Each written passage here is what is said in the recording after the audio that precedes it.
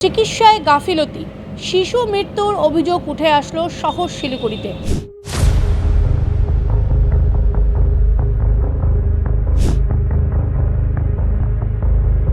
ये doctor SP मंत्री बोला, मैं वीडियो कॉल से मेरा बात हो गया, ट्रीटमेंट कर दिया।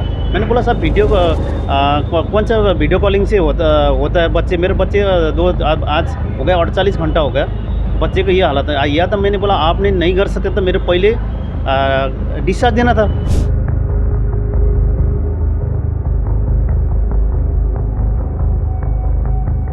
मेरे से पैसा जो आईवीएफ में शुरू में 2.5 लाख रुपए ले रखा है, और जब अब ये आईवीएफ को टाइम में मेरा 80,000 लिया। इसमें मैंने क्या बोला, मैडम मैंने पे फ़ोन करूँगा, उसने पे फ़ोन ने मेरे से कैश लिया, उसको मेरे पास कोई बिल नहीं है।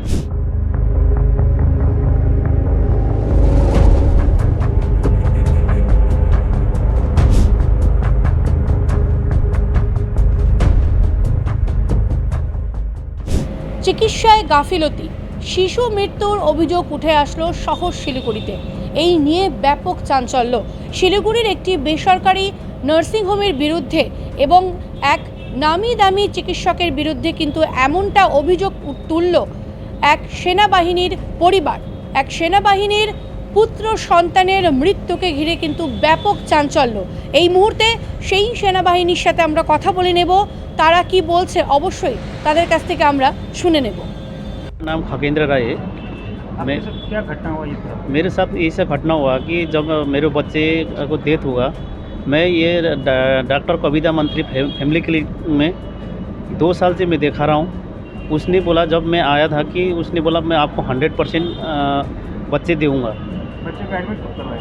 बच्चे को तो माँ को एडमिट कब कराया? बच्चे को माँ को 29 तारीख को मैंने फैमिली क्लिनिक में लेके आया। उसके बाद उसने के उसी दिन शाम को मेरे को मित्र नर्सिंग होम में डिलीवरी के लिए एडमिट किया।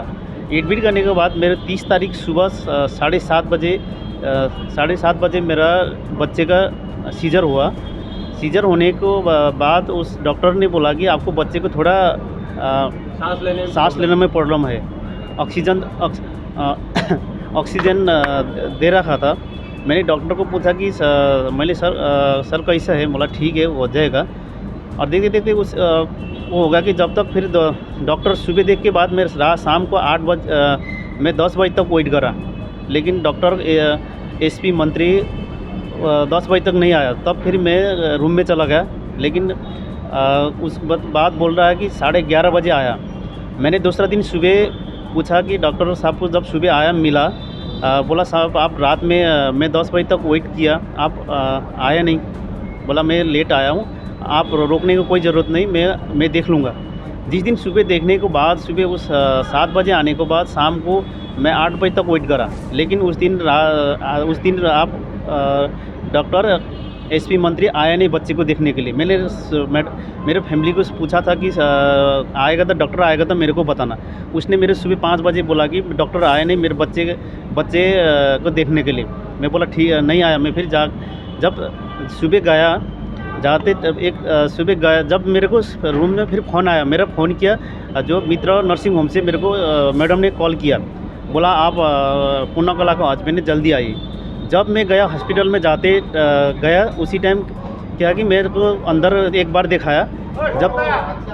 तब तक उन लोग क्या कर रहा था कि पूरा बच्चे को चेस्ट दबा रहा था, वो पंपिंग दे रहा था। कि मैंने बोला क्या है बच्चे को सूजन, आप जाके देखे खुद ही? मैं अंदर जाने नहीं दिया, उधर से दिखाया, बाहर से दिखाया, अंदर जाने नहीं दिया, बाहर से दिखाया। मैं जाने के बाद और पूरा बच्चे मैंने देखा कि पूरा बच्चे थोड़ा काला हो चुका था। और मैंने फिर उधर का जो डॉक्टर है मेरे को बताया बच्चे का हालत थोड़ा गंभीर है, मतलब थोड़ा हालत ख़राब है। और मैंने पूछा, फिर जब मैं उतना टाइम देखते देखते तब फिर बाद में आया कि डॉक्टर एसपी मंत्री आके उसने देखने के बाद फिर उसने इंजेक्शन दिया, कुछ दिया, हमारा अंदर जाने नहीं दिया, दरवाज़ा बंद कर दिया। और जब फिर उसको बाद मेरा जो आया था गेस्ट उस भी आया देखने, हमारा देखने नहीं दिया। बाद में वो बार बार दरवाज़ा बंद करा। मैं ज़बरदस्ती दरवाज़ा खोल के देखने लगा। वो दबा रहा था, कुछ इंजेक्शन दे रहा था। मैंने पूछा कि साहब कैसा हालात है? मैं जहाँ तक कोशिश कर रहा हूँ, बोला बच्चे को जब लास्ट अवस्था होगा तब उन लोग तब फिर वेंटिलेटर में तब बच्चे लास्ट अवस्था में लिया, वेंटिलेटर में लगाने के बाद तो बोला कि बच्चे को अभी मुश्किल है। मैं बोला साहब मुश्किल क्या है, मुश्किल मैंने वही पूछा। बोला अभी कोशिश कर रहा हूँ। फिर मैंने उस साहब को बोला इससे पहले आपने वेंटिलेटर में क्यों नहीं लगाया, आप रात में क्यों नहीं आया, रात में आप बच्चे को देखने के लिए देखने क्यों नहीं आया। बोला मैंने वीडियो कॉल से मैंने देख चुका हूँ। बोला कौन बोला ये डॉक्टर एसपी मंत्री बोला मैं वीडियो कॉल से मेरा बात हो गया, ट्रीटमेंट कर दिया। मैंने बोला साहब वीडियो कौन सा वीडियो कॉलिंग से होता है, बच्चे मेरे बच्चे आज हो गया 48 घंटा हो गया, बच्चे को ये हालत है। या तो मैंने बोला आपने नहीं कर सकते तो मेरे पहले डिस्चार्ज देना था। मैंने बोला किसी हॉस्पिटल में मैं लेके जाके कर सकता, लेकिन आपने ये बात क्यों नहीं बताया मेरे को। मैंने ये उससे पूछा, पूछने के बाद उसके बाद मैंने फिर डॉक्टर वही पूछा, डॉक्टर को बोला बार बार मैंने बोला आओ आके हम बात करके करेंगे। बोला वो उसके बाद आया नहीं। इसके बाद मैं फिर अपना प्रोसेसर में फिर थाना में मैं FIR दर्ज करा रहा हूँ। 15-16 लाख खर्चा हुआ। इस खर्चा में क्या है, वो सिर्फ डॉक्टर कविता मंत्री मेरे को सिर्फ मेडिसिन को बिल दे रखा है। जितना मेरे से पैसा लिया, कितना लिया मेरे से पैसा जो IVF में शुरू में 2.5 लाख रुपये ले रखा है फर्स्ट में, उसमें मेरा सक्सेस नहीं हुआ। और सेकंड में सेकंड में भी लिया मेरे को सेकंड में लिया 50,000। और जब अब ये IVF को टाइम में मेरा 80,000 लिया। इसमें मैंने क्या बोला मैडम मैंने पे फ़ोन करूँगा, उसने पे फ़ोन ने मेरे से कैश लिया, उसको मेरे पास कोई बिल नहीं है, सिर्फ मेरे को एक ही है मेडिसिन का बिल है, उसके अलावा नहीं बिल नहीं। अब काम क्या है? मैं अभी सर्विस करता हूँ। अभी कहाँ रहते हैं? मैं अभी फ़िलहाल मैं बेंगडुगी में रहता हूँ। बेंगडुगी में रहता हूँ। आप क्या नेपाल का निवासी हैं? मैं यूपी उत्तर प्रदेश लखनऊ का हूँ, लेकिन मैं हिंदू गोरखा हूँ।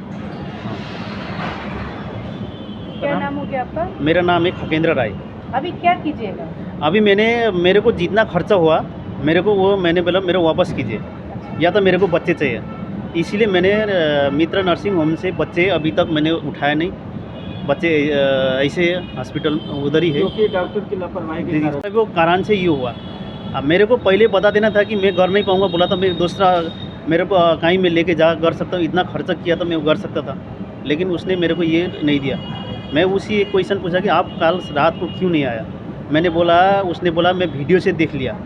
अभी ये कौन सा मतलब आपका ये आरोप है कि जब बच्चा सीरियस था तो उस टाइम डॉक्टर नहीं आया? डॉक्टर नहीं आया, आपको बोला गया क्या कि वीडियो कॉलिंग से मैं देख लिया। अच्छा हाँ, और जब बच्चा डेथ हुआ तब उसके बाद बात आया, बच्चे डेथ होने के बाद वेंटिलेटर में दिखा रहा। और ये पहुंचने के बाद डॉक्टर पहुंचा तो फिर बच्चा नीला हो। यही कहना है सरकार से या आप लोगों से भी कहना है, आप इस केस को ऐसा हाईलाइट कीजिए ताकि अगले के साथ ऐसा ना हो। क्योंकि इन बंदे ने अपनी लाइफ की पूरी कमाई लगा दी। IVF में पता ही आप लोगों को कितनी खर्च होती है, 15-16 लाख रुपये खर्चे, अपनी ज़िंदगी की पूरी कमाई लगा दी और उनके साथ इसका रिस्पॉन्स या इनका इसका बिल्कुल ज़ीरो मिला। इसका ऐसा नहीं होना चाहिए किसी के साथ। मेरी आप लोगों से गुजारिश है या सरकार से या मेडिकल फेडरेशन से कि ऐसे डॉक्टरों का लाइसेंस रद्द किया जाए ताकि अगले के साथ ऐसा हादसा ना हो। सर आपका नाम क्या हुआ? मेरा नाम दीपक कुमार सिंह। अब बच्चे का कौन लगेंगे? मैं बच्चे के चाचा लगूंगा।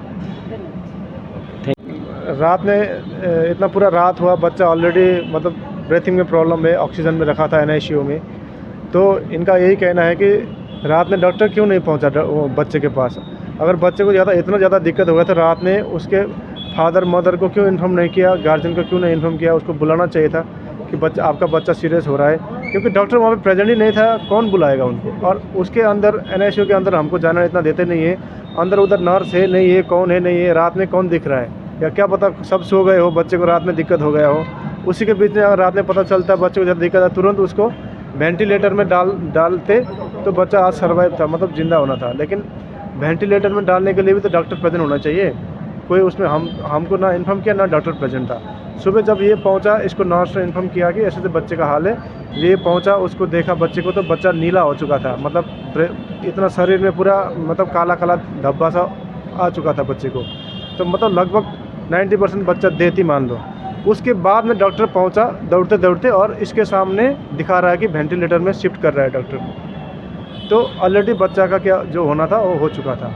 इसका कहना यही है कि इतना खर्च हुआ है, इतना ट्रस्ट किया है शुरू से, मतलब हर पेमेंट जो किया है इसने, जो फैमिली क्लिनिक में कोई बिल नहीं देते थे, ना फ़ोन पे से पैसे लेते थे, सिर्फ कैश लेते थे ताकि गवर्नमेंट को ये क्या होता है GST नहीं देना पड़े। अभी तक लगभग कितना ये भी पैसा- आरोप है हमको। अभी तक लगभग आप लोग ने कितना पैसा पेमेंट कर चुके हैं? कितना पेमेंट कर इनका कहना है अभी तक 15 लाख 15 लाख पेमेंट हो चुका कर है। चुका है, लेकिन मेरे पास बिल सिर्फ मेडिसिन का है और उस जो पैसे दिया उसको बिल वो नहीं देता था कि, और पे फोन जैसे उसे भी नहीं लेता था, वो कैश लेता था।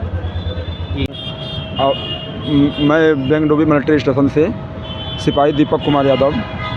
यहाँ पे मंत्रा हॉस्पिटल में मैंने अपने पेरेंट्स को उसको भर्ती कराया था, जिन्होंने आकर के 29 आप लोग क्या कीजिएगा? अभी इनका ये कहना है हमने कोर्ट में से जो FIR बना के पुलिस में जमा कर दिया है उसका रिसिप्ट ले लिया है, और इनका कहना है पुलिस वाले यहाँ पुलिस जो SSO साहब ने बोला है जब कल पोस्टमार्टम होगा ऐसे लापरवाह डॉक्टरों पे कार्रवाई की जाए मेरे हाँ। साथ प्रशासन से या हमको ये SSO साहब ने बोला हम आपके लिए फुल सपोर्ट करेंगे, हम साथ देंगे, और आपकी वजह से अगर अच्छा इनको जो भी